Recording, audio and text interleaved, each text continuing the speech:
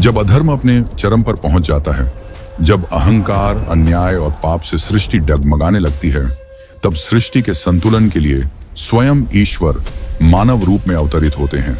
ये वही कथा है त्रेता युग की, जहां मर्यादा का अर्थ स्वयं भगवान श्री राम ने गढ़ा। अयोध्या कौशल देश की राजधानी, जहां राजा दशरथ धर्मप्रिय और न्यायी थे। उनकी 3 रानियां कौसल्या, कैकेयी और सुमित्रा। परंतु राज्य सुखमय होते हुए भी दशरथ के हृदय में एक पीड़ा थी, उत्तराधिकारी का अभाव। दशरथ वृद्ध हो चुके थे, पर उनके कोई पुत्र नहीं थे। एक शासक जिसका कोई उत्तराधिकारी न हो, वो राज्य स्वयं भय से कांपने लगता है। गुरुदेव, जीवन भर सब कुछ पाया, पर एक पुत्र का आशीर्वाद अभी तक नहीं मिला। राजन, आपकी यह इच्छा शीघ्र ही पूर्ण होगी। समय आ चुका है कि भगवान स्वयं आपके द्वार जन्म लेंगे। और फिर राजा दशरथ ने ऋतुचित काल में पुत्र का मेष्टि यज्ञ कराया। यज्ञ वेदी से प्रकट हुआ एक दिव्य पुरुष, अग्निदेव। उनके हाथ में था स्वर्ण पात्र, दिव्य पायस का। राजन, इस पायस को अपनी 3 रानियों में बांट दो। तुम्हारे कुल में स्वयं नारायण जन्म लेंगे।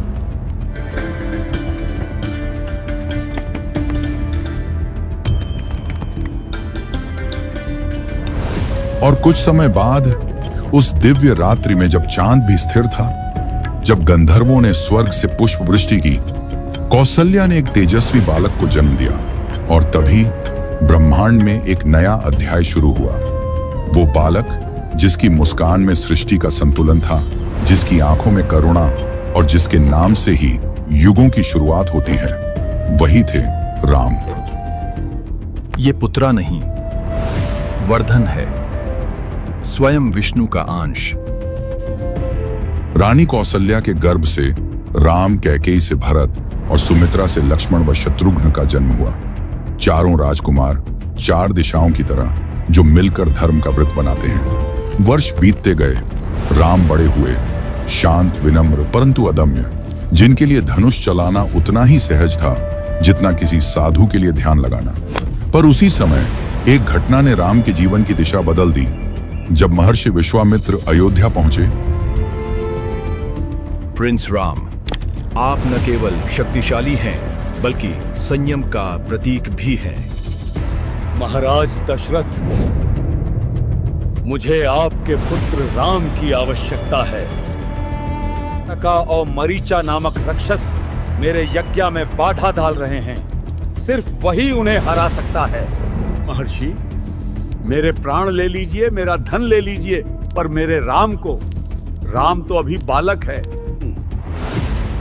ये बालक नहीं, दिव्यता का साक्षात रूप है। मुझसे शादी करो। और तभी अयोध्या के राजकुमार ने प्रथम बार वन की मिट्टी पर कदम रखा। यहीं से आरंभ हुई राम की यात्रा, जो एक राजकुमार से मर्यादा पुरुषोत्तम बनने की दिशा में पहला कदम थी।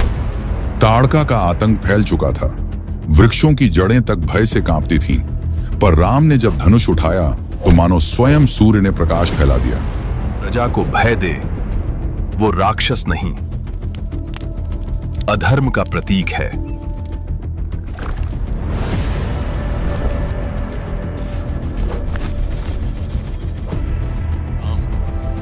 तुम केवल योद्धा नहीं, तुम युग के संतुलन हो। अगले कई दिनों तक राम और लक्ष्मण ने आश्रमों की रक्षा की। मारीच को हराकर विश्वामित्र ने उन्हें जनकपुर ले चलने का निर्णय लिया, जहां होना था भाग्य का सबसे अद्भुत संगम। मिथिला, राजा जनक का राज्य, वहां हो रहा था सीता स्वयंवर। शर्त सरल थी, जो भगवान शिव का धनुष उठाएगा वही सीता का वर बनेगा। पर कोई भी धनुष को हिला तक न सका। तभी विश्वामित्र मुस्कुराए और बोले, राम, अब समय आ गया है। अब समय आ गया है। भैया, ये शिवजी का धनुष है, इसे कौन उठा पाएगा?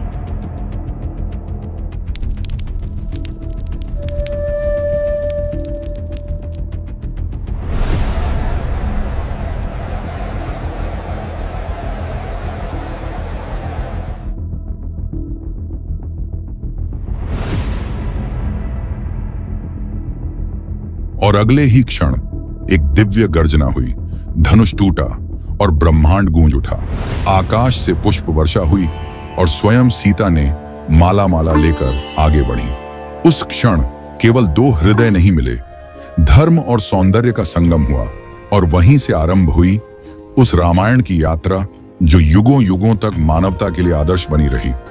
पर कथा यहीं समाप्त नहीं होती, क्योंकि आगे आने वाला अध्याय उन्हें राजमहल से वनवास की ओर ले जाएगा। भाग्य कभी कभी हंसते चेहरे के पीछे छुपा होता है। अयोध्या में आज उत्सव था, क्योंकि महाराज दशरथ ने निर्णय लिया था उनके सबसे बड़े पुत्र राम को राजा बनाया जाएगा। प्रजा उल्लासित थी, महारानी कौशल्या गर्व से अभिभूत और स्वयं राम विनम्र, शांत, जैसे अपने वैभव से परे कोई साधु। मां, राज्याभिषेक जीत नहीं है, यह एक जिम्मेदारी है। बेटा, तुम्हारे जैसा बेटा पाकर भगवान ने भी मुझ पर अपनी कृपा बरसाई है। सावी, सोचो, कल से राम राजा होंगे और तुम्हारा बेटा भरत वह पर्दे के पीछे रहेगा। धरा, राम तो मुझे भी अधिक प्रिय हैं। वे मेरे पुत्र समान हैं। क्या राज्य प्रेम से चलता है देवी? सोचिए, जब सीता रानी बनेंगी तब तुम्हारे पुत्र को कौन पूछेगा? लोभ की ज्वाला धीरे धीरे उस स्नेह को निगलने लगी। कैकेयी के हृदय में मंथरा का विष उतर चुका था। आइक, आज खुशी का दिन है, तुम गुस्से के कक्ष में क्यों हो? राजन, आपने मुझसे 2 वरदानों का वचन दिया था, आज मैं उन्हें मांगती हूं। एक वरदान जो चाहो मांग लो रानी। इसी पुत्र भरत राजा बने और दूसरा, राम को 14 वर्षों के लिए वनवास जाना चाहिए।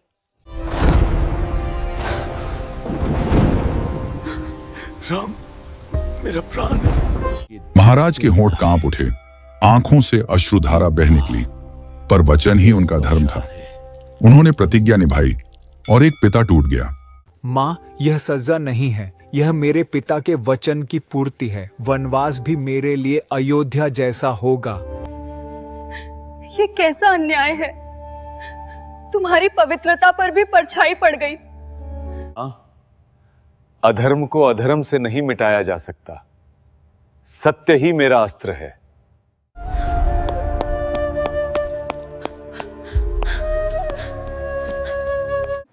आप जहां भी जाएंगे मैं वहीं रहूंगी। मैं न तो सुख में आपकी थी और न ही दुख में अलग रह सकती हूँ। वन का जीवन कठिन है, कांटे, जानवर और मुश्किलें हैं। क्या मैं इतना कमजोर हूँ कि अपने प्रभु के साथ कठिनाई सहन नहीं कर सकता? और इसी क्षण लक्ष्मण ने भी प्रण लिया, भैया आप जहां जाएंगे मैं वहीं रहूंगा। मेरे लिए अयोध्या आपकी सेवा के बिना शून्य है। अयोध्या में विलाप था और मार्ग में धर्म की गूंज। वो तीनों चल रहे थे, एक राजा, एक रानी और एक भ्राता, किंतु उनके पद चिन्हों में इतिहास लिखा जा रहा था। नदी, पर्वत, वन सब साक्षी बने उस प्रेम और त्याग के। उन्होंने ऋषियों के आश्रमों में रात्रियां बिताई, आशीर्वाद पाए और अंततः पहुंचे चित्रकूट। ये अन्याय है, लौट चलिए अयोध्या, वो राज्य आपका है। क्षत्रिय, भारत राज्य मेरा नहीं है, ये पिता का था और उनका वचन अब धर्म है।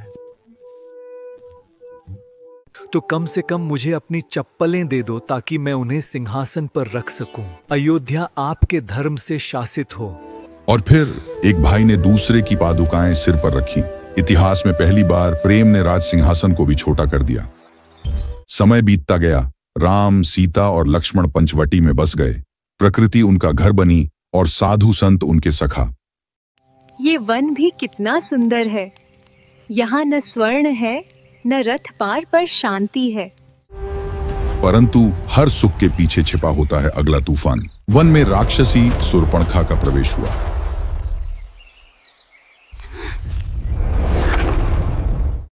तुम कौन हो सुंदर आदमी? यह महिला कौन है? मैं वनवासी हूं और ये मेरी पत्नी सीता है। छोड़ दो हिक, मुझसे शादी करो।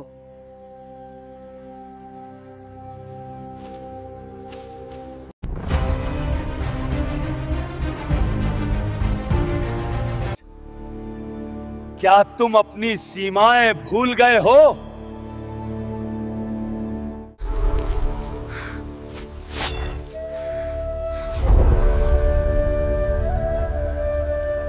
और उसी क्षण सुरपणखा का घमंड भंग हुआ। उसका अपमान ही बना आने वाले युद्ध का बीज। वह दौड़ती हुई गई रावण के पास, लंका के उस अधिपति के पास जिसकी आंखों में अहंकार का समुद्र था। The one who insulted me is in the forest, a human, but with divine radiance. Divya आभा, यही कारण है कि इसे नष्ट करना आवश्यक है। और फिर मारीच के साथ रावण ने रचा छल का जाल। छल का जाल रचा जाए। एक स्वर्ण मृग बनकर मारीच पंचवटी पहुंचा।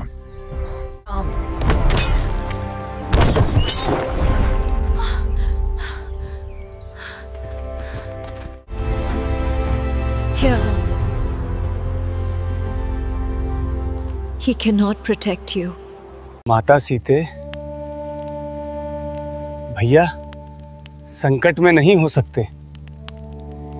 लक्ष्मण, अगर तुम नहीं जाओगे तो मैं तुम्हें श्राप दूंगी कि तुम्हें अपने भाई का प्यार नहीं मिलेगा। और जैसे ही लक्ष्मण गए, पीछे छाया में छिपा था रावण।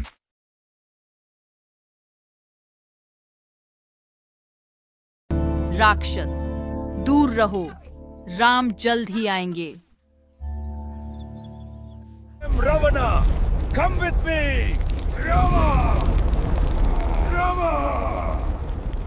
और अगले ही क्षण धरती कांप उठी, रथ उठा, दिशा अंधकारमय हुई और रावण सीता को लेकर उड़ गया।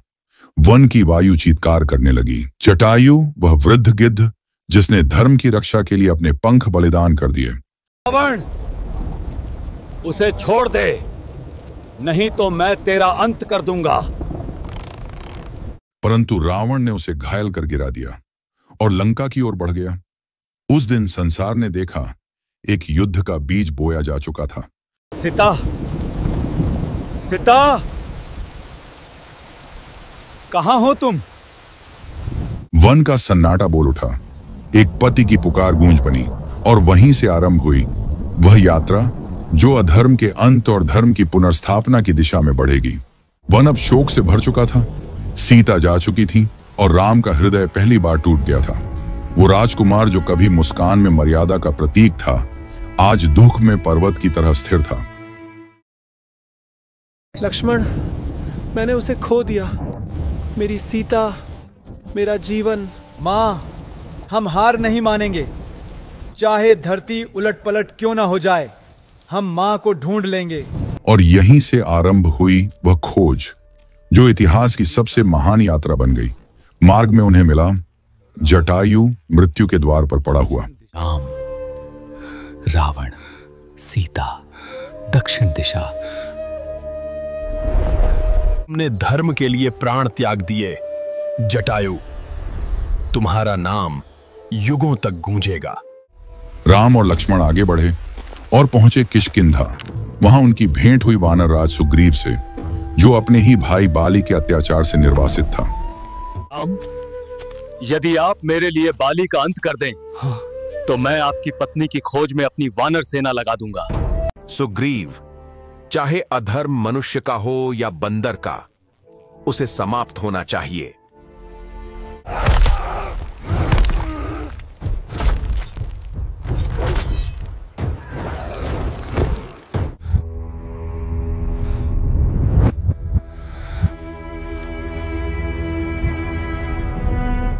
तेरा पाप तेरे सामने था। तुझे अपने भ्राता की पत्नी का अपमान करने का अधिकार किसने दिया? धर्म तीर नहीं देखता, ना कर्म देखता है। बाली का अंत हुआ और अब शुरू हुई सीता की खोज। सुग्रीव ने अपनी सेना चारों दिशाओं में भेजी। उत्तर, पूर्व, पश्चिम और दक्षिण दिशा की खोज का भार सौंपा गया हनुमान को। हनुमान, वायु का पुत्र, भक्ति और बल का संगम। जब उन्होंने राम को पहली बार देखा तो जैसे भक्त ने अपने भगवान को पा लिया। प्रभु, मुझे आज्ञा दीजिए, मैं माता सीता को खोज लाऊंगा, चाहे समंदर भी आड़े आए। आया वो क्षण जब संकल्प ने सीमा तोड़ दी। समुद्र के किनारे खड़े हनुमान ने नाम लिया राम और छलांग लगा दी। उनकी गति इतनी प्रचंड थी कि पर्वत कांप उठे, समुद्र में तूफान आ गया। पर हनुमान का लक्ष्य एक था, माता सीता। रात थी शांत, पर लहरों में गूंज थी। वायुपुत्र हनुमान लंका की भूमि पर उतरे, जहां सोना चमकता था पर भीतर था अंधकार। उनकी आंखों में बस एक दिशा थी, अशोक वाटिका, जहां बैठी थी माता सीता। अशोक वाटिका में चांदनी बिखरी थी, फूल झर रहे थे और बीच में बैठी थी सीता। उनकी आंखों में विरह पर हृदय में विश्वास था। माता, भय मत कीजिए, मैं प्रभु राम का दास हनुमान हूं। उन्होंने आगे बढ़कर प्रभु की मुद्रिका दी। वो मुद्रिका प्रेम की निशानी थी और विश्वास का प्रतीक थी कि राम आएंगे। वह मिलन शब्दों से नहीं हुआ, वह भक्ति से हुआ। पर जब उन्होंने देखा कैसे रावण ने माता सीता का अपमान किया, तो वायुपुत्र का धैर्य भस्म हो गया। उन्होंने अपनी पूंछ से अग्नि प्रज्वलित की।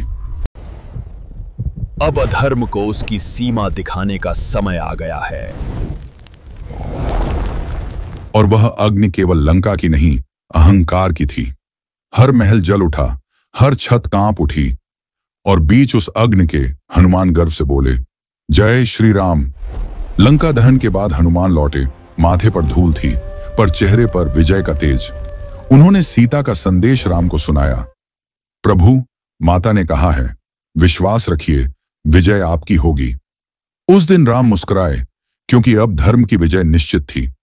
प्रभु, माता सुरक्षित है, पर अब समय है अधर्म के अंत का। तो चलो सेतु का निर्माण करें। सेतु बंध, जहां आस्था ने विज्ञान को चुनौती दी और प्रेम ने प्रकृति को झुका दिया। वह पुल नहीं था, वो विश्वास का प्रतीक था। और अब आरंभ हुआ युग का सबसे महान युद्ध, राम और रावण के मध्य। एक एक कर रावण के सेनापति गिरे, पर युद्ध का अंत तब तक अधूरा था जब तक स्वयं रावण रणभूमि में न आया। रामा, क्या तुम मेरा सामना करोगे? मैं लंका का स्वामी हूँ। इस धरती पर मेरे जैसा कोई नहीं है। राज्य पर अधिकार अहंकार से नहीं, धर्म से होता है।